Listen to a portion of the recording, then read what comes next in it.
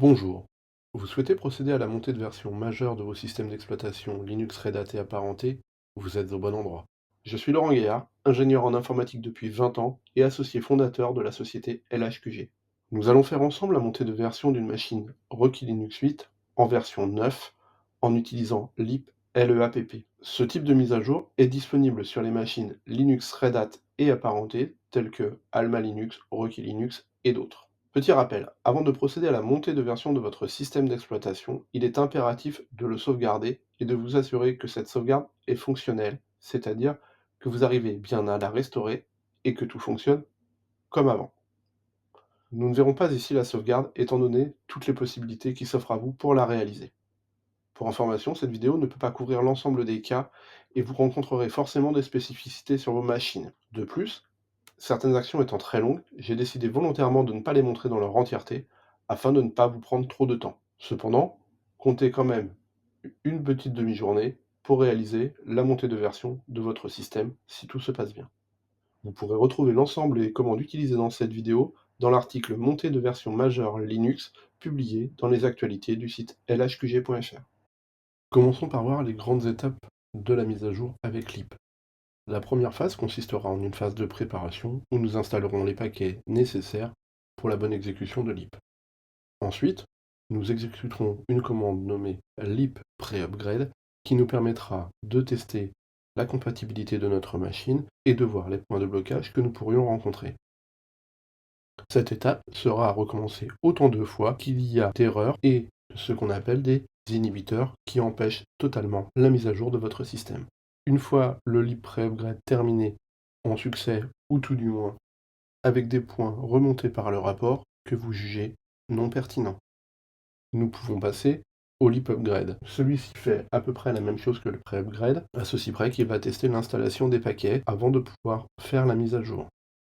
Là aussi, vous pourriez rencontrer des erreurs. Normalement, vous ne devriez pas avoir autant d'exécutions que le pré-upgrade, une, deux maximum, peut-être trois, et une fois que celui-ci est terminé en succès, vous pourrez lancer le redémarrage de la machine afin que la mise à jour s'effectue. Durant le processus de mise à jour, LEAP va par lui-même redémarrer plusieurs fois votre système pour terminer sa mise à jour. Une fois ceci fait, il va procéder à un redémarrage final avec un système qui sera mis à jour. Vous aurez alors terminé la procédure. Passons maintenant à la pratique. Je suis connecté à une machine Rocky Linux 8 avec mon compte personnel. Celui-ci n'est pas confiné par SE Linux, il est en unconfined. Ceci est impératif pour la suite. Devant nos routes grâce à la commande su-.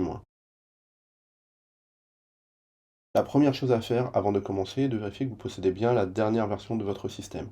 Pour cela, lancez la commande DNF Upgrade. Notre système est à jour, si ce n'est pas le cas, faites-le et redémarrez votre machine. Avant de commencer, je vais vous présenter un message d'erreur que vous pourriez certainement rencontrer plus tard lors de la mise à jour. Le message est clair, il n'y a pas d'espace disque disponible pour procéder à la mise à jour du système. LEAP peut nécessiter beaucoup d'espace disque selon la taille du système de votre machine. Pour éviter les problèmes futurs, vous devez impérativement lui allouer l'espace disque nécessaire. N'hésitez pas à consulter l'article du blog LHQG sur la montée de version majeure de système pour obtenir plus d'informations. J'ai choisi d'utiliser un volume logique afin de pouvoir récupérer cet espace par la suite. Je ne détaillerai pas les commandes ici, mais n'hésitez pas à consulter l'article du site lhqg.fr pour avoir plus de détails sur cette étape. Nous avons désormais un volume dédié pour LEAP dans le var liblib. L'étape suivante est spécifique pour les OS non Red Hat, mais ceux qui lui sont apparentés, car elle va vous permettre d'obtenir des fichiers de migration spécifiques à la distribution utilisée. Installons le paquet suivant, qui va ajouter les référentiels nécessaires. Celui-ci provient du référentiel de paquet d'Alma Linux et va nous permettre de télécharger les dernières versions du package Elevate qui nous apportera LEAP. Installons maintenant LEAP et le paquet spécifique à notre distribution. Ce dernier ne serait pas nécessaire sur une version Red Hat Enterprise.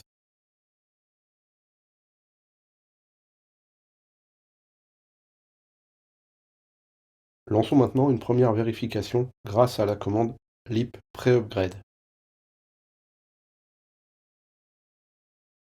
La commande pouvant être assez longue à vous faire un retour, nous avons volontairement passé certaines étapes. Voilà, le pré-upgrade est terminé et il a généré un rapport. Dans le résumé, nous pouvons voir qu'il remonte 2 inhibiteurs qui empêchent de faire la mise à jour. Il va donc falloir faire les corrections nécessaires. Pour plus d'informations, il est fortement conseillé de parcourir le contenu des fichiers de rapport qui a été généré, qui se trouve dans le var log lib et dans le fichier lib-report.txt. Éditons le rapport pour avoir plus de détails sur les erreurs rencontrées. Le premier inhibiteur concerne la configuration du SSH lié à un problème potentiel avec la connexion à distance pour l'utilisateur root. En effet, ceci n'est plus recommandé en version 9. Lib nous donne quelques informations sur une méthode de résolution, ainsi qu'un article de la base de connaissances de chez Red Hat pour avoir plus de renseignements. Le second inhibiteur concerne une option disparaissant dans la configuration de FirewallD, à savoir le Allow Zone Drifting, qui ne sera plus supporté. Comme tout à l'heure, Lib nous fournit une option de résolution et une commande pour le faire. D'autres problèmes sont remontés, liés à des problèmes de driver ou de processeurs non supportés en version 9. D'autres points sont indiqués, mais j'ai choisi volontairement de les passer car ils n'ont pas d'impact nous concernant. Procédons maintenant aux corrections nécessaires pour résoudre les 2 inhibiteurs remontés. Sur ma machine, je me connecte avec un compte personnel avant de devenir root. Je n'ai pas besoin de la connexion distante du root en SSH. Je passe donc la commande permit root login à no. Si ce n'est pas votre cas, même si c'est mal, vous pouvez toujours ajouter un commentaire à l'intérieur du fichier sshd-config pour éviter que lors de la mise à jour, ce paramètre soit supprimé. La seconde chose à faire est de passer le Allow Zone Drifting à No dans la configuration de FirewallD avec la commande sed indiquée ici. Nous pouvons donc relancer le pré-upgrade. Comme tout à l'heure, celui-ci étant non, nous passerons directement au rapport.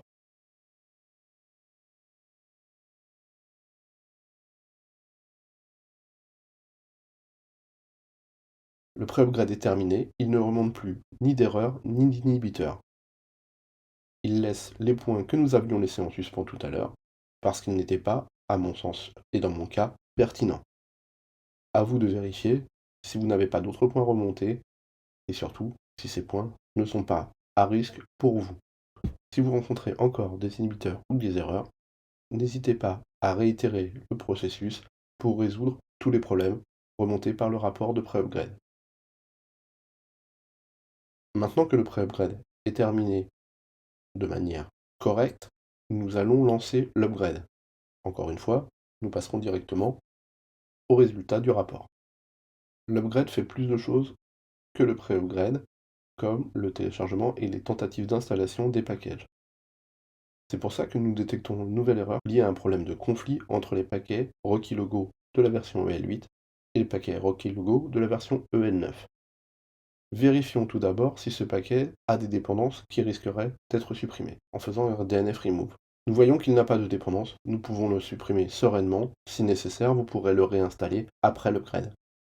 Relançons l'upgrade afin de vérifier que nous n'avons plus du tout d'erreur et que la mise à jour peut s'effectuer.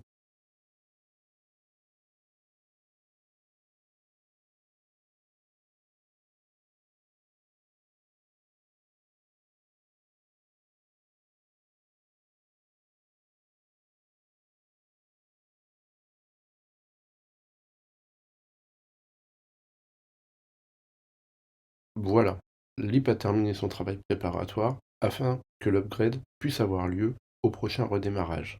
Il nous indique d'ailleurs qu'un redémarrage est nécessaire. Petite remarque, si vous redémarrez et que vous vous rendez compte que ce n'est pas le bon moment pour procéder à la mise à jour, vous pouvez toujours sélectionner l'ancienne version du système au moment du menu Grub et de ne pas procéder à la mise à jour. Pour pérenniser cela et éviter qu'un redémarrage fortuit ne procède à la mise à jour du système, vous pourriez aussi modifier le menu de démarrage Grub pour sélectionner l'ancienne entrée comme valeur par défaut.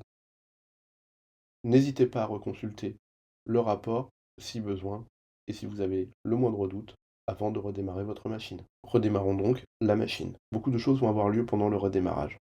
Il va refaire la mise à jour, procéder à la mise à jour du noyau, ainsi que pas mal d'autres choses. Il démarre sur l'initramfs de Elevate afin de faire la mise à jour.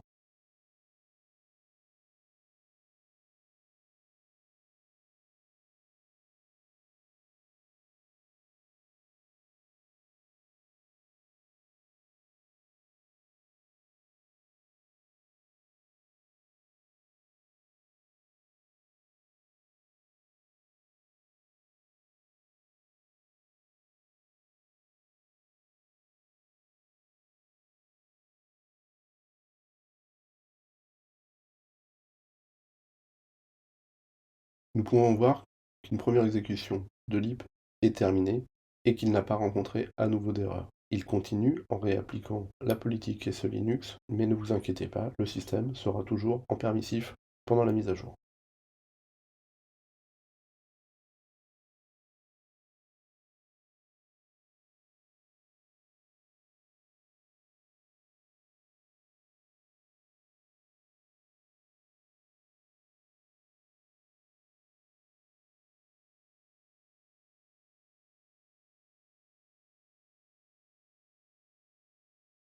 Voilà, il redémarre une nouvelle fois. On peut voir cette fois-ci que la ligne de Elevate dans le menu Grub a disparu et que nous allons démarrer sur un noyau pour la version 9. Au premier redémarrage, lib va tenter de réappliquer l'ensemble des bons contextes SE Linux au système afin d'éviter les problèmes futurs.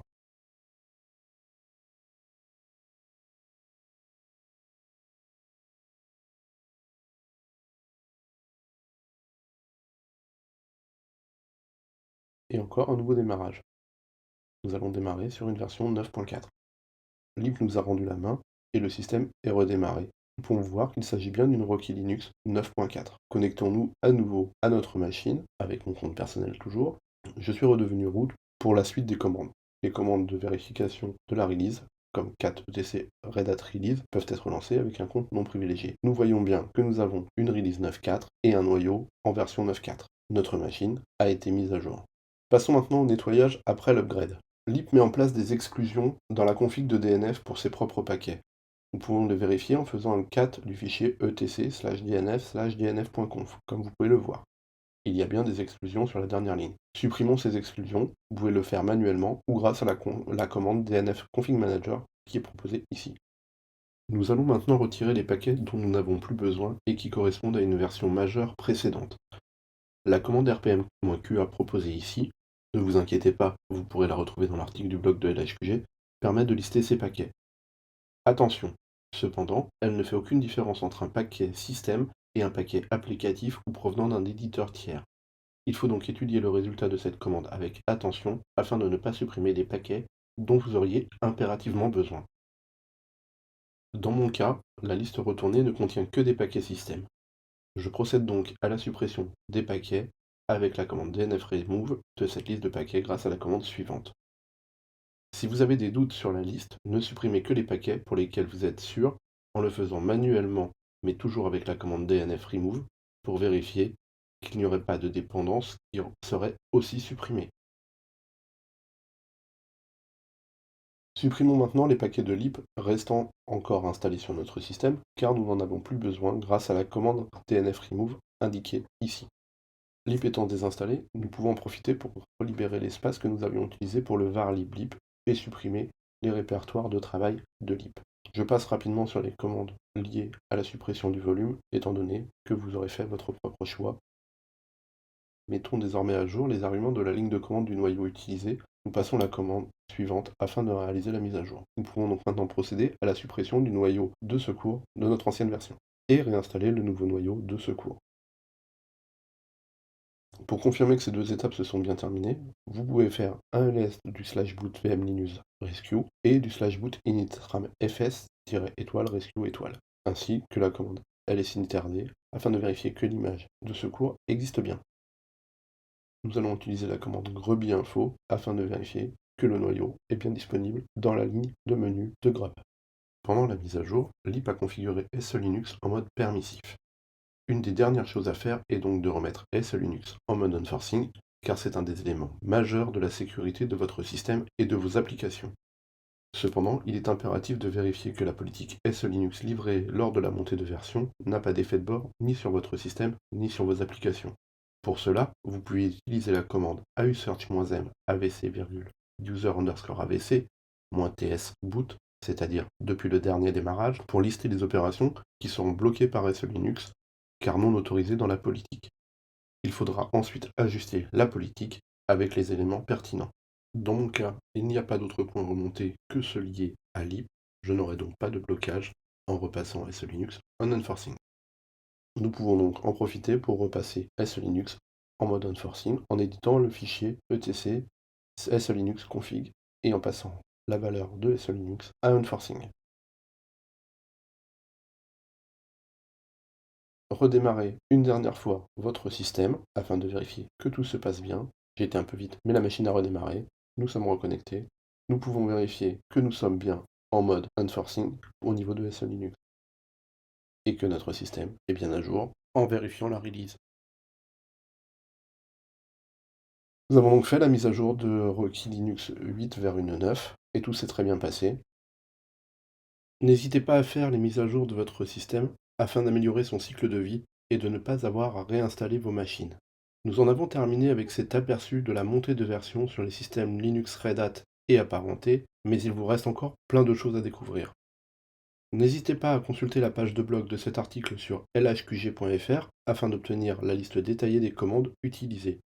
N'hésitez pas non plus à nous consulter si vous souhaitez faire les montées de version des systèmes de votre entreprise ou ajuster votre politique SE Linux pour assurer la compatibilité. Nous pourrons vous aider. Très bonne journée à tous et à bientôt pour une prochaine vidéo.